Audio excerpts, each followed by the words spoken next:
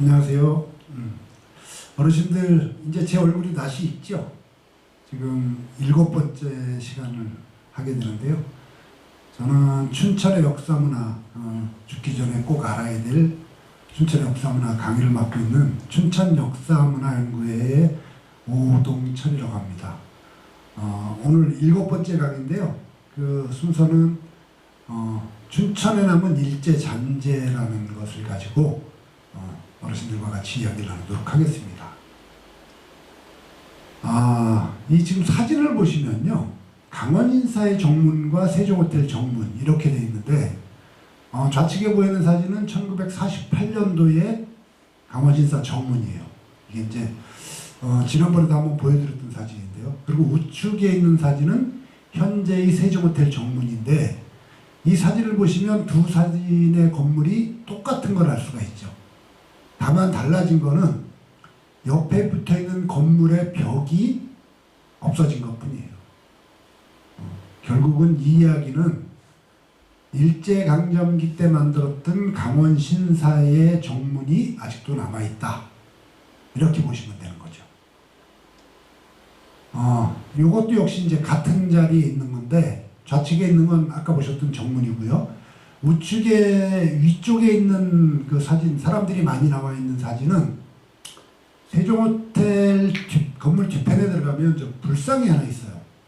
근데 저기가 원래 이제 이 세종호텔에 불상이 있을 이유가 없죠. 여기는 절터도 아니고 그런데 이 자리는 바로 강원신사의 본전이 있던 곳에 옛날에는 이제 신사가 있을 때 지금 위패가 모셔지는 자리죠. 여기다 불상을 앉혀놓은 거고요. 그리고 위에 건물이 지붕이나 이렇게 이제 벽이 같이 있어야 되는데 이거는 철거가 됐고 밑에 본전 자리는 그대로 남아있다. 이렇게 보여드리는 사진이고 그 밑에 사진은 지금도 남아있는 건데요. 저거는 뭐라고 부르냐면 수수사라고 불러요. 저게 이제 어떤 거냐면 신사를 들어갈 때 손을 씻고 들어가야 되거든요. 그래서 이제 저기가 물이 나오는 자리예요. 물이 샘처럼 나와서 밑에 보면 물이 담겨 있죠. 저기에서 손을 씻고 신사로 들어가는 시설인데 지금도 그대로 남아있는 거죠. 이 사진은 후평동에 가면 그 삼원사라는 절이 큰 절이 있는데 그 절에서 조금 옆으로 보면 이제 봉이 아파트라는 아파트가 있고 그 앞에 보면 저 가옥이 있어요. 저쪽 그 좀 멀리 보이는 2층짜리 건물. 이 건물은 초대 강원도 장관, 지금으로 보면 강원도지사죠. 강원도 장관을 했던 이규환이라는 분이 살았던 집과 그 연못이에요. 그 다음에 우측에 있는 사진은 동면 장항리에 가면 있는 건물인데요. 민성기 가옥이라고 알려져 있고 저거는 문화재로 지정되어 있는 건데 저 건물은 희문고등학교를 만들었던 그 사람이 민영희라는 사람인데요. 그래서 이제 희문고등학교가 민영희의 휘자를 따서 희문고등학교거든요. 서울에 있는 이 사람의 묘를 관리하기 위해서 있는 건물인 거죠. 그러니까 희문고등학교 만들었던 민영희는 우리나라의 친일파 중에 굉장히 아주 유명한 친일파거든요. 그래서 친일파 민영희를 민영의 묘를 관리하기 위해서 있는 건물이다. 근데 저게 왜 문화재로 지정됐냐면 저거는 묘보다 일찍 이 자리에 있었어요. 건물이. 묘가 1935년도에 만들어지는데 저 건물은 그보다 한 10년 정도 앞서서 만들어졌고 저 건물의 양식이 강원도의 대표적인 전통 한옥 구조를 띠고 있는 양식이라서 건축물이 문화재로 지정되어 있는 거죠. 지금 이 사진은요. 하나는 봉이산 꼭대기 있는 거고 하나는 봉이산 아래에 있는 거예요. 좌측에 있는 비석은 그 돌로 세워져 있는 거는 봉이산 정상에 있는 건데 저 비석이 왜 친일잔재에 이렇게 들어가 있을까? 요거는 따로 설명을 드릴 텐데요. 그리고 이제 우측에 있는 사진은 소양로에 가면 소양정으로 올라가는 앞에 보면 비석거리라 해서 이제 비석이 여러 개가 서 있는 곳이 있는데 그 맨 뒤쪽에 있는 비석이에요. 이거는 강원도지사, 일제강점기 때 강원도지사를 했던 이범익이라는 사람인데 그 사람을 추모하는 비석이에요. 근데 이범익이라는 사람은 어떤 사람이냐면 1935년 무렵, 35년 요 전에 강원도지사를 했었는데 이 사람은 아주 그 친일파 중에서도 아주 악명 높은 친일파죠. 이 사람의 한 행적을 보면 지금 독립운동을 하신 분들이 이제 만주로 많이 이주를 하시는데 이 만주로 이주한 독립운동가들을 체포하는 간도 특설대라는 게 만들어졌었거든요. 이 간도 특설대의 대장으로 있던 사람이 이범익이에요. 그래서 독립운동가를 168명이나 체포해서 처형했던 아주 악명 높은 친일파죠. 그 비석이 소양릉 비석관에 있다 보니까 2012년도에 춘천시하고 강원도민일보 그리고 제가 속해 있는 춘천역사문화연구회 민족문화연구소 뭐 이런 단체들이 모여서 단제문을 세우자. 이 친일파 비석이 여기 있는 거는 사실 창피한 일인데 이 보는 사람들한테 이 사람이 어떤 사람인지 알리는 게 중요하다 그래서 옆에 그 스테인레스로 되어 있는 이 단제문을 세운 거죠. 그 단제문에는 이범익의 행적이라든가 이범익이 어떤 사람이라는 걸 써놨습니다. 그래서 혹시 나중에라도 한번 가보시면 읽어보시면 좋을 것 같아요. 그 좌측에 봉이산 정상에 있는 비석은 요 근래에 들어와서 저 비석이 문제가 됐죠. 인터넷 신문 중에 하나인 신문에서 어떤 사람이 글을 썼는데 저거를 뭐 고구려 그 봉이산성이 고구려 산성을 증명하는 비석이다 이런 그 기사가 나온 적이 있는데요. 그건 거짓말이고요. 이 비석은 일본인들이 세운 거예요. 1930년대에 봉이산에 조림을 많이 하거든요. 그 조림을 하고 나서 아마 세운 기념비로 추정이 되는데 그 글자가 써져 있는 게 일본 글자들이 써져 있어요. 총 8자를 써놨었는데 가운데 쪽이 깨지면서 2글자가 떨어져 나갔어요. 그래서 지금 6글자만 남아있는 비석이죠. 자, 춘천에 남아있는 친일잔재들이 얼마나 될까 이렇게 보면 아까 사진에 보셨던 것들처럼 일본 제국주의를 찬양하게 만든 시설, 그러니까 가장 친일잔재 중에 가장 아주 큰 거라고 봐야 되겠죠. 아까 사진에 보셨던 강원신사의 정문이 지금 세종호텔 앞에 있고요.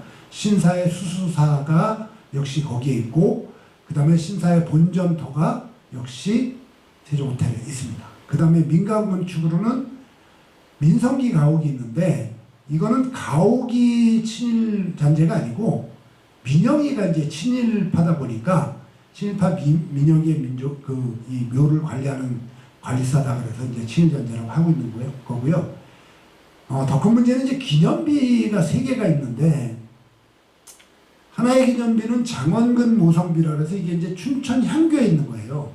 춘천 향교 앞에 가면 이 비석이 서 있는데 이 장원근이라는 사람은 어떤 사람이냐면 1920년 무렵에 춘천 군수를 했어요.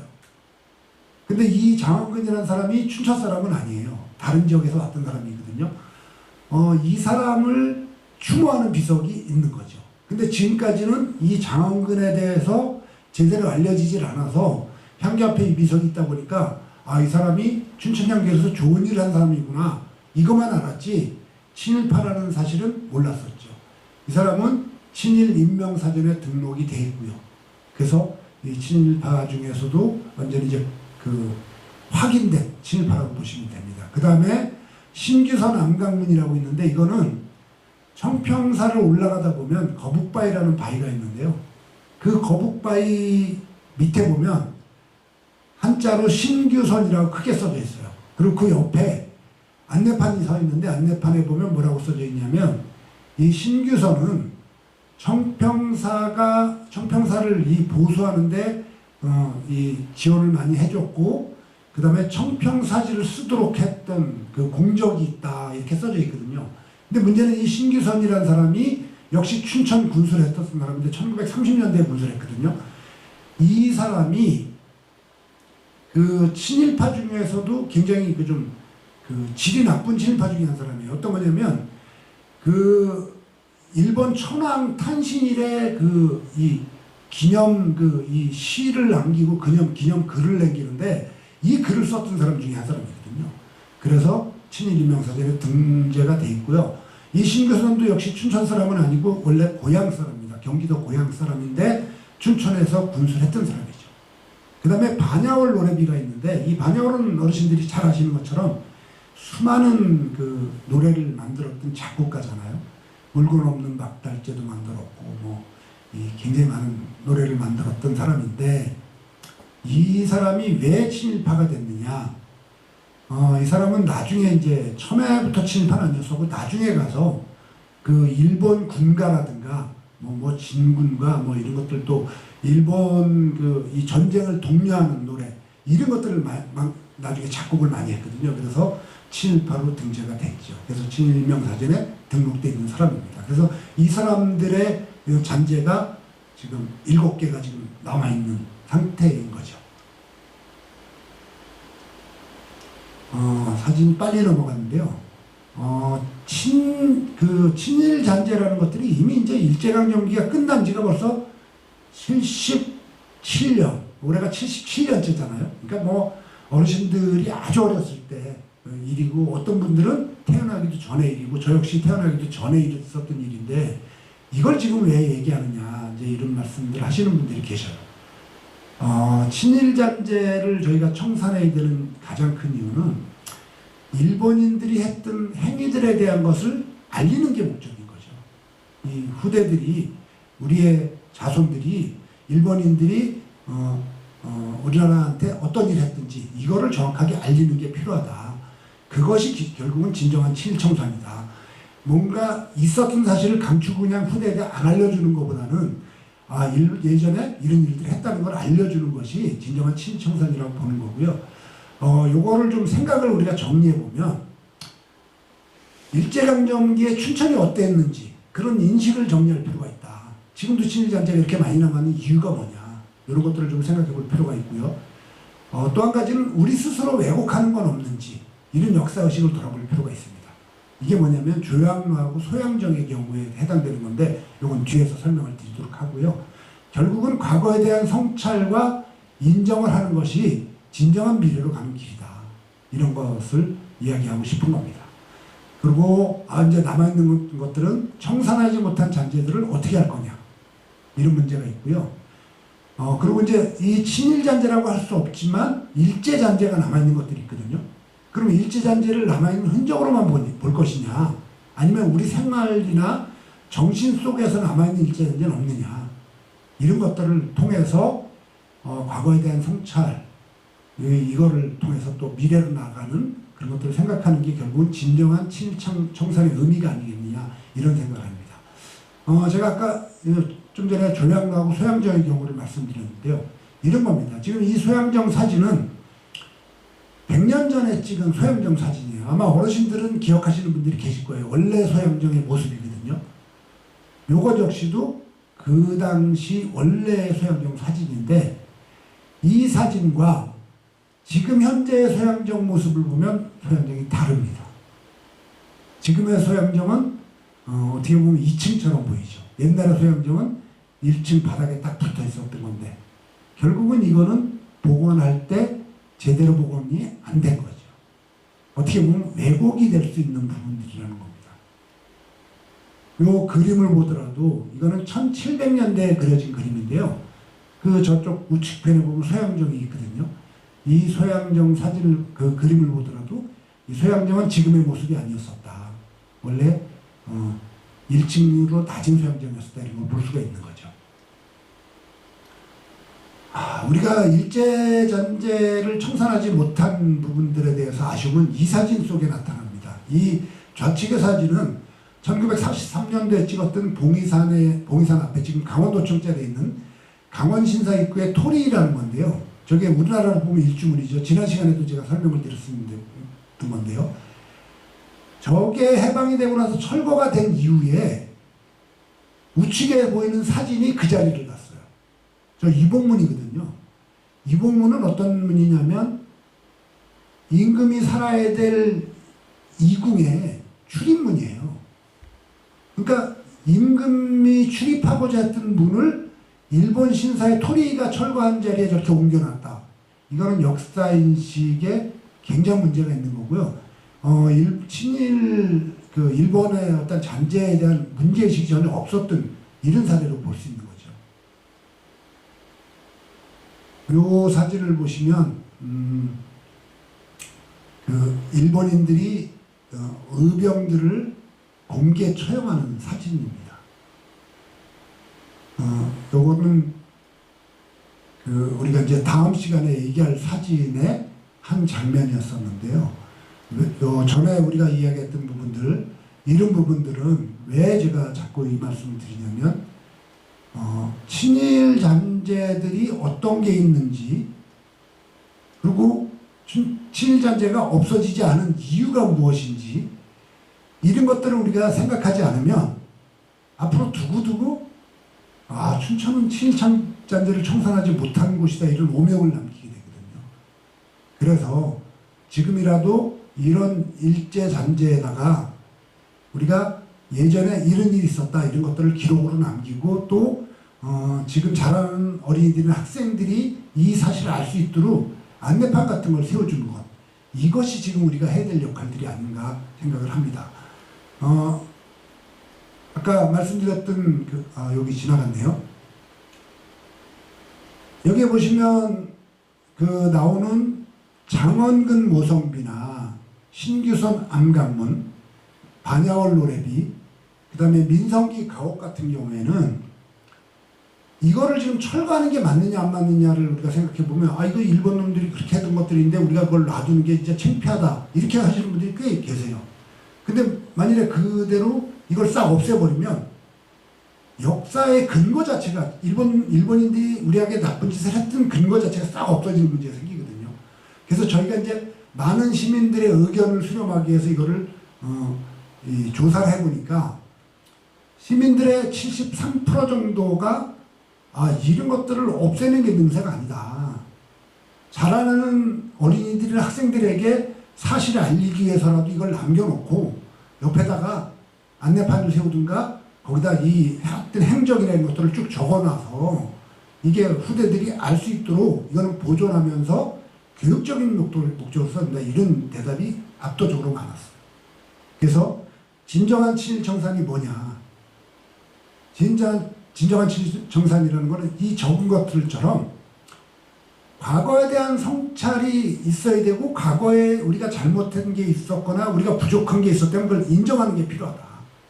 그리고 남아있는 잔재들을 어떻게 처리할 거냐의 문제는 자라나는 후대들을 위해서, 이것을 후대들을 위해서 교훈을 삼는 교육의 장으로 쓰는 게 맞다, 이런 이야기들을 하고 있는 거죠.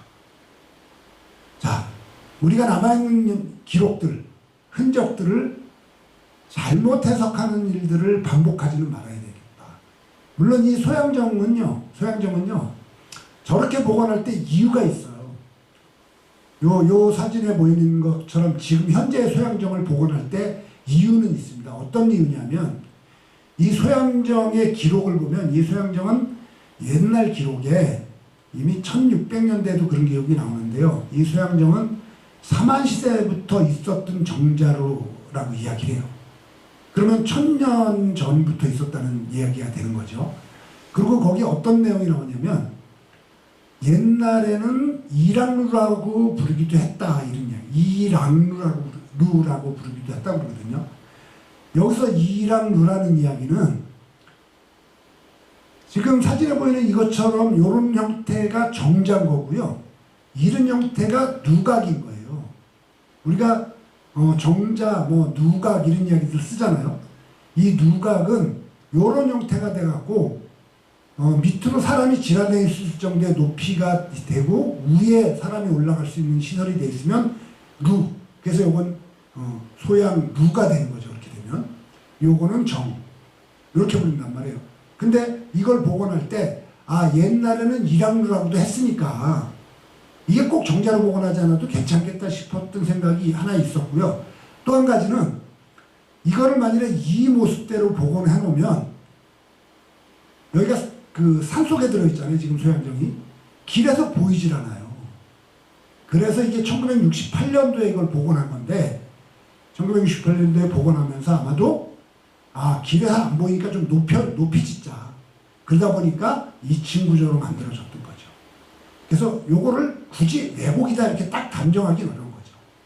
그래서 이 왜곡과 아니면 의도적인 왜곡과 아니면 이거 같은 게 이제 선의의 어떤 이 목적으로 해서 선의의 왜곡이라고도 볼 수 있는 거거든요. 그래서 이런 것들은 좀 구분할 필요가 있다. 결국은 일제잔재 청산을 하는 부분들에서는 일제잔재 청산을 하는 부분에 있어서는 우리가 이런 것처럼 아까는 선의 왜곡이라고 이런 것들을 선의 왜곡으로 볼 수는 없는 거다. 왜냐하면 신사의 토리가 있는 자리에 왕의 출입문, 왕이 사용하는 출입문을 갖다 놓는 거는 이거는 우리나라 왕 임금의 출입문과 신사의 토리가 동격이라고 보는 거잖아요. 이거는 도대체 있을 수가 없는 행동이 이루어진 거죠. 그래서 이런 부분들은 절대 하지 말아야 된다. 그래서 일제잔재 청산을 진정하게 하려면 우리 스스로의 왜곡은 없는지, 우리가 잘못하는 판단은 없는지 이런 것들도 살펴봐야 되는 부분이고, 이미 77년이라는 세월이 지나다 보니까 심지어는 뭐 그거 시설들 중엔 100년이 넘은 것들도 있죠. 왜냐하면 일제가 36년 동안 문화를 지배했기 때문에 그것들조차를 없애버리는 게 능사는 아니다. 이미 역사가 됐기 때문에. 역사라는 건 지나온 세월 동안 남아있는 모든 게 역사라고 보는 거거든요. 그래서 우리가 친일잔재라는 부분들을 무조건 이제 지금은 무조건 없애야 될 거 뭐 이렇게만 볼 것이 아니라 의도적으로 숨기는 것은 있어서는 안 된다. 다 공개를 하고 그 다음에 후대들이 알 수 있도록 거기다가 안내판이라든가 그 유래라든가 이런 것들을 쭉 써서 후대들이 일본인들이 우리나라에 와서 어떤 짓을 했는지, 어떤 나쁜 일을 했는지, 뭐 좋은 일 한 것도 있을 수가 있겠죠. 그렇지만 나쁜 일 한 부분은 어떤 건지 이런 것들을 정확하게 알아야 잘하는 학생들이 일본이 했던 과거사에 대해서 어느 정도는 알 수 있지 않을까 하는 생각이 듭니다. 춘천에 하면 친일 잔재와 이거 말고도 꽤 있습니다만 지금 제가 드린 설명들은 대부분 친일 잔재 부분이고요. 일본 잔재는 또 훨씬 더 많아요. 일본인들이 만들었던 시설들. 대표적인 게 경춘선 철도죠. 경춘선 철도는 1939년도에 개통이 됐는데 일본인들이 당연히 만들었죠.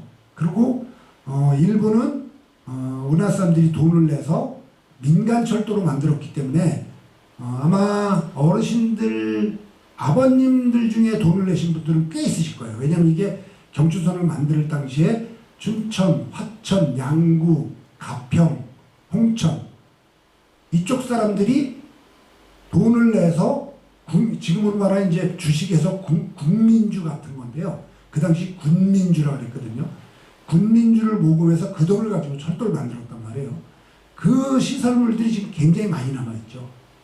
왜냐면 지금 경춘선이 복선전철로 바뀌면서 이 기찻길이 다른 쪽으로 이제 바뀌었지만 구강촌 그 쪽으로 가면서 이제 철교, 다리라든가 터널, 그 다음에 지금 현재 철도 노선, 그 다음에 가평을 건너가는 그 다리, 철교, 이런 것들은 전부 일본인들이 만드는 거니까 일제잔재로 볼 수 있는 거거든요. 그리고 또 한 가지는 궁금해하시는 분들이 굉장히 많으신데요. 지금 소양 이교 앞에 보면 쏘가리상이 있는 이 데가 있어요. 지금 스카이워크 앞에 보면 쏘가리상이 있는데 그게 보면 옛날 그 다리 교각처럼 생겼거든요.